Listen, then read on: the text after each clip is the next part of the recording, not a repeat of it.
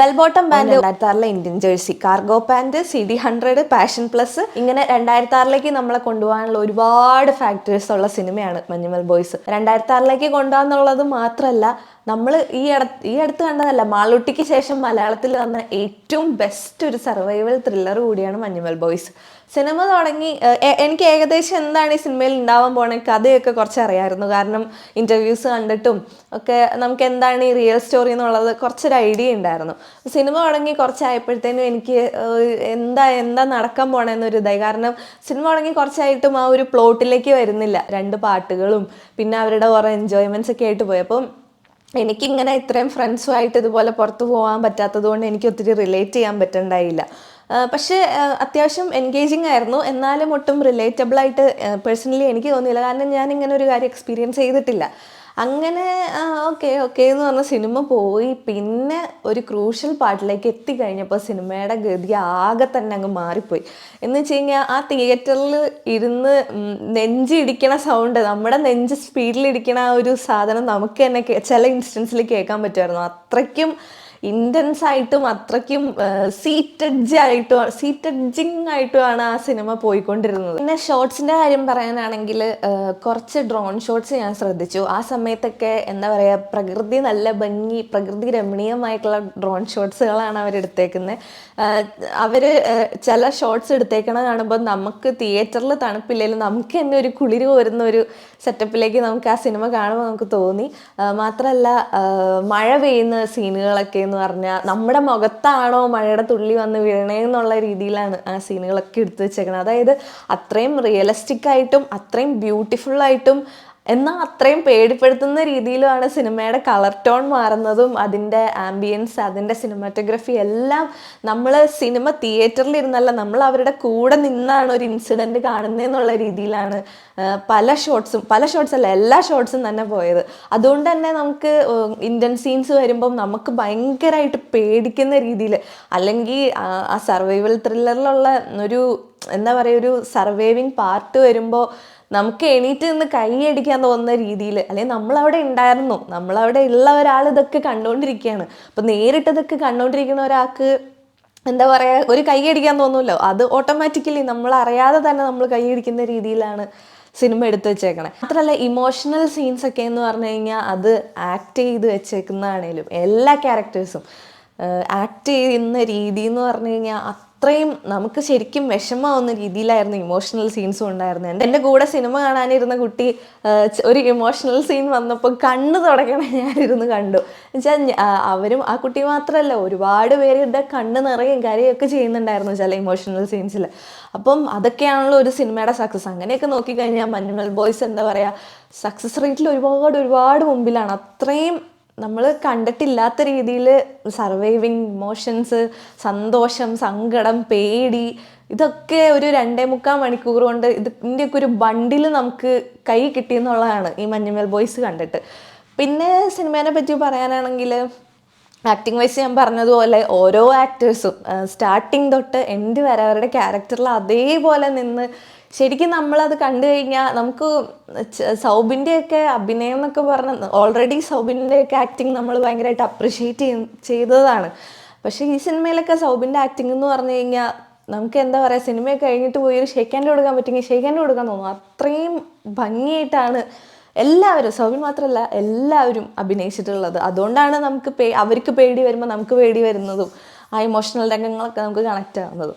Cinema തുടങ്ങി കുറച്ചായപ്പോൾ ബാക്കി എല്ലാ ക്യാരക്ടേഴ്സും നല്ല നൈസായിട്ട് ഇങ്ങനെ പോവാണ്. പക്ഷെ ബാലു വർഗീസിൻ്റെ ക്യാരക്ടർ കണ്ടപ്പോൾ ഇയാളിതെന്ത് കാണിക്കണേന്നൊരു മൈൻഡ് വന്നു എനിക്ക്. പക്ഷെ പിന്നെ എല്ലാം കഴിഞ്ഞ് വീട്ടിൽ വന്ന് ശരിക്കുള്ള മഞ്ഞുമൽ ബോയ്സിൻ്റെ ഇൻ്റർവ്യൂ കണ്ടപ്പോഴാണ് ബാലു വർഗീസ് ചെയ്തേക്കണത് ആ റിയൽ ലൈഫിലെ ആളുടെ അതേ മാനറിസംസും അതേ ക്യാരക്ടറും എന്ന് എനിക്ക് മനസ്സിലായത്. നമ്മൾ ഇരിക്കുന്നിടത്തു നിന്നും ഞെട്ടിപ്പേടിച്ച് എണീക്കണമെങ്കിൽ ഹൊറർ സിനിമകൾ മാത്രം കാണേണ്ട ആവശ്യമില്ല.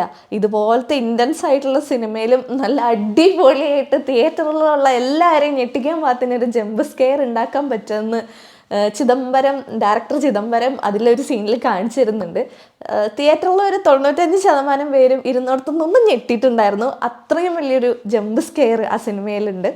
അതൊക്കെ ഭയങ്കര ബ്യൂട്ടിഫുൾ ആയിട്ടാണ് വെച്ചാൽ നമ്മൾ അത്രയും ക്യൂരിയസ് ആയിട്ട് നമ്മൾ പേടിച്ച് എന്താ ഉണ്ടാവാൻ പോണേ, നമ്മളൊരു അരമുക്കാൽ മണിക്കൂർ ഒരു ഏകദേശം ഒരു അരമണിക്കൂർ നമ്മളിങ്ങനെ മുൾമുനയിൽ നിർത്തിയിട്ടുണ്ടാക്കുന്ന ഒരു ജംപ് സ്കെയർ ഉണ്ട്.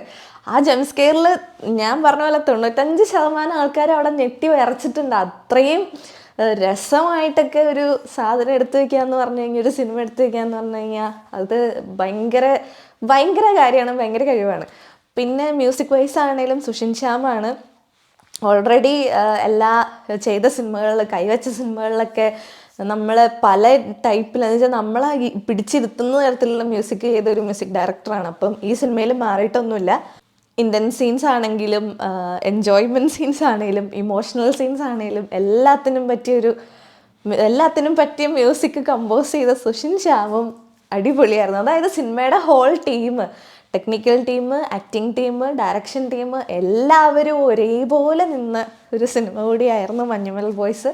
ശ്രീനാഥ് ബാസിയുടെ ആക്ടിങ് എന്ന് പറഞ്ഞാൽ അതും എന്നുവെച്ചാൽ ശ്രീനാഥ് ബാസിനെ ഓൾറെഡി എനിക്ക് ഭയങ്കര ഇഷ്ടമുള്ള ഒരു ആക്ടറാണ് ശ്രീനാഥ് ബാസി. അപ്പം പുള്ളി ഇതിൽ ചെയ്ത ക്യാരക്ടറാണെങ്കിലും ഇതിൽ ആക്ടിങ് വൈസ് നമുക്ക് അടിപൊളിയായിരുന്നു.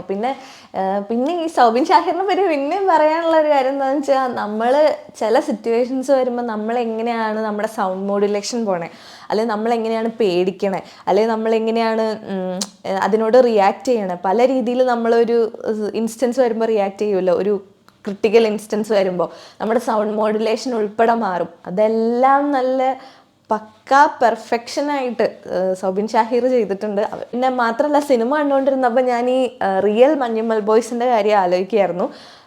അപ്പം ഞാൻ ഇങ്ങനെ ചിന്തിക്കുകയായിരുന്നു, നമ്മൾ ഈ സൂപ്പർ ഹീറോ സിനിമകളിലുള്ള സൂപ്പർ ഹീറോസ് മാത്രമല്ല, നമ്മൾ ഓരോരുത്തരുടെ ഉള്ളിൽ ഓരോ സൂപ്പർ ഹീറോസ് ഉണ്ട്. അപ്പോൾ അത് ഓരോ സിറ്റുവേഷൻസ് വരുമ്പോൾ പുറത്ത് വരാമെന്നുള്ളതാണ്. അപ്പം ഈ മഞ്ഞുമൽ ബോയ്സിനാണെങ്കിലും അവരുടെ ഒരു ഇത്രയും വലിയൊരു സിറ്റുവേഷൻ വന്നപ്പോൾ അത് പുറത്ത് വന്നു എന്നുള്ളതാണ്. അപ്പോൾ ഒന്നും ഇല്ല എന്ന് പറയുന്ന ആൾക്കാരോട് കാണേണ്ട ഒരു സിനിമയാണ്. ഒരു ഫ്രണ്ട്ഷിപ്പ് കൊണ്ട് എന്തൊക്കെ നേടാം, ഒരു ഫ്രണ്ട്ഷിപ്പ് കൊണ്ട് എന്തൊക്കെ ചെയ്യാം, ഈ ലോകത്തിൽ ഒരിക്കലും നടന്നിട്ടില്ലാത്തൊരു കാര്യം വരെ നല്ല തിക്കായിട്ടുള്ള ഫ്രണ്ട്സ് ഉണ്ടെങ്കിൽ ചെയ്യാം എന്നുള്ളൊരു മെസ്സേജ് കൂടി മഞ്ഞുമൽ ബോയ്സിൻ്റെ റിയൽ ലൈഫിലും നമുക്ക് ഈ സിനിമയിലും അവരുടെ റിയൽ ലൈഫാണല്ലോ ഈ സിനിമയിലൂടെ നമുക്ക് മനസ്സിലാക്കാൻ പറ്റുന്നതാണ്. ചില ആൾക്കാരൊക്കെ ഫ്രണ്ട്സൊന്നും നമുക്ക് അത്യാവശ്യം വന്നാലൊന്നും കൂടെ ഉണ്ടാവില്ല, എല്ലാവരും കൂടെ ഉണ്ടാവില്ല എന്നൊക്കെ പറയാനായിട്ടുണ്ട്. പക്ഷേ കൂടെ നിൽക്കാനും നമ്മുടെ ലൈഫിലെ ഹീറോയെ ആവാനും ആളുകൾ ഒരുപാടുണ്ടെന്നുള്ള ഒരു മെസ്സേജ് കൂടി ഈ മഞ്ഞുമൽ ബോയ്സ് എൻ്റെ റിയൽ ലൈഫിൽ വെച്ചാൽ മഞ്ഞുമൽ ബോയ്സ് അങ്ങനെ ഒരു മെസ്സേജ് കൂടി വേൾഡിന് കൊടുക്കുന്നുണ്ട്.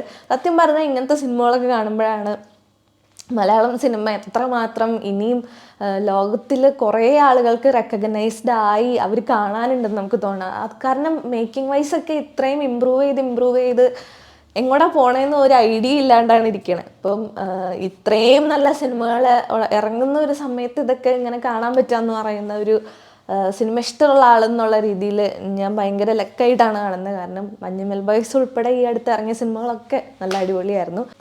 നമുക്കിത് സിനിമ എന്ന് പോലും പറയാൻ പറ്റില്ല. ഇങ്ങനത്തെ ഇത്രയും നല്ലൊരു എക്സ്പീരിയൻസ് തിയേറ്ററിൽ ഇരുന്ന് ഇതുപോലെ ഇത്രയും അടിപൊളിയായിട്ടുള്ള ഭീകരമായിട്ടുള്ള ഒരു എക്സ്പീരിയൻസ് എനിക്ക് തന്ന മഞ്ഞുമൽ ബോയ്സിലെ ഫുള്ള് ടീമിനോടും, എന്ന് വെച്ചാൽ മഞ്ഞുമൽ ബോയ്സ് സിനിമയിലെ ടെക്നിക്കൽ, ആക്ടിങ്, ഡയറക്ഷൻ എല്ലാവരോടും എനിക്ക് വലിയൊരു താങ്ക്സ് കൂടി പറയാനുണ്ട്. കാരണം ഇങ്ങനത്തെ സിനിമയൊക്കെ നമുക്ക് കാണാൻ പറ്റുക എന്ന് പറയുന്ന ഭയങ്കര വലിയ വെറൈറ്റി സിനിമയായിരുന്നു. നിങ്ങൾ തിയേറ്ററിൽ പോയി കാണാൻ പറ്റുന്നവർ മാക്സിമം തിയേറ്ററിൽ പോയി കണ്ടിരിക്കേണ്ട ഒരു സിനിമയാണ് മഞ്ഞുമൽ ബോയ്സ്. കാരണം ഇതുപോലത്തെ സിനിമ നമ്മൾ അധികം കണ്ടിട്ടുണ്ടാവില്ല. അധികം എന്നല്ല, അങ്ങനെ കണ്ടിട്ടുണ്ടാവില്ല. കാരണം ഇത് അത്രയും ഭംഗിയായിട്ടാണ് ഈ സിനിമയുടെ എല്ലാ പാർട്ടും ഈ സിനിമയിലുള്ളത്.